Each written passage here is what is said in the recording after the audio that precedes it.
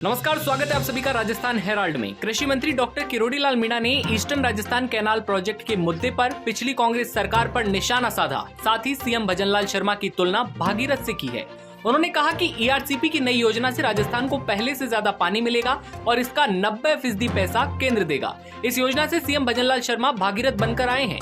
कृषि मंत्री किरोड़ी लाल मीणा और बीजेपी प्रदेश अध्यक्ष सीपी जोशी जयपुर में प्रदेश भाजपा मुख्यालय में मीडिया से बातचीत कर रहे थे। किरोड़ी लाल मीणा ने कहा, प्रधानमंत्री नरेंद्र मोदी ने 13 जिलों के किसानों का भाग्य खोलने का काम किया है। बीजेपी के संकल्प पत्र में घोषणा की गई थी कि हमारी सरकार आई तो ईआरसीपी को पूरा करेंगे और इसको कुछ ही समय में मूर्त रूप दे दिया और अब ये राष्ट्रीय परियोजना घोषित हो गई। 2 राज्य शामिल होने से इसे राष्ट्रीय परियोजना बनाने में आसानी हुई। एक राज्य होता तो 75% वाटर डिपेंडेबिलिटी होती। इसका 90% खर्च केंद्र वहन करेगा, 10% मध्य प्रदेश और राजस्थान सरकार मिलकर वहन करेंगे। किरोड़ी लाल ने कहा, पूर्व सीएम अशोक गहलोत बयान देते थे कि या तो केंद्र ईआरसीपी को राष्ट्रीय परियोजना घोषित करे, अन्यथा राज्य इसका काम पूरा करेगा। गहलोत ने कुछ नहीं किया, केवल खजाना खाली करके गए। गहलोत 5,78,000 करोड़ रुपए का कर्ज का भार चढ़ाकर गए।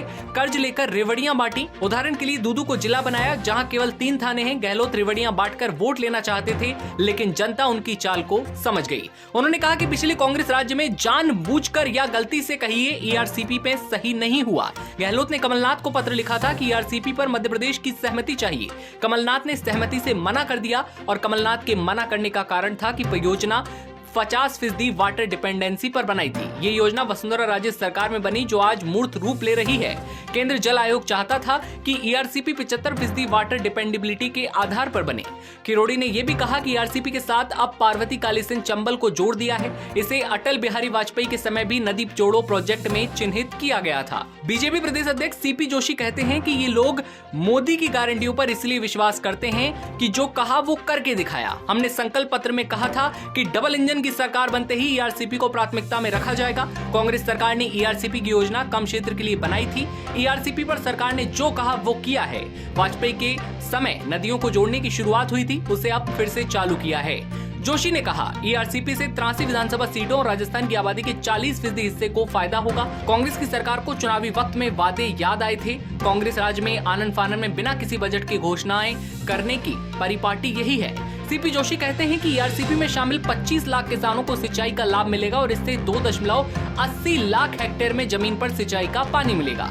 राजस्थान में वाटर लेवल नीचे चला गया, इससे वाटर लेवल बढ़ेगा। सरकार बनने के बाद सीएम भजनलाल शर्मा लगातार सक्रिय हैं। जोशी कहते हैं कि ईआरसीपी में राजस्थान के हितों की कीमत पर मध्य प्रदेश को फायदा पहुंचाने के सवाल पर सीपी जोशी ने यह भी बताया कि कांग्रेस ने केवल 3 जिलों की योजना बनाई थी। ईआरसीपी के नए प्रोजेक्ट में राजस्थान को ज्यादा पानी मिलेगा। कांग्रेस के लोग बेवजह आरोप लगा रहे हैं। कांग्रेस ने ईआरसीपी को लेकर 5 साल केवल बातें की, काम कुछ भी नहीं किया। ऐसे में आपका क्या सोचना है ईआरसीपी को लेकर कमेंट सेक्शन में जरूर बताइए और तमाम खबरों के लिए आप बने रहिए राजस्थान हेराल्ड के साथ। नमस्कार।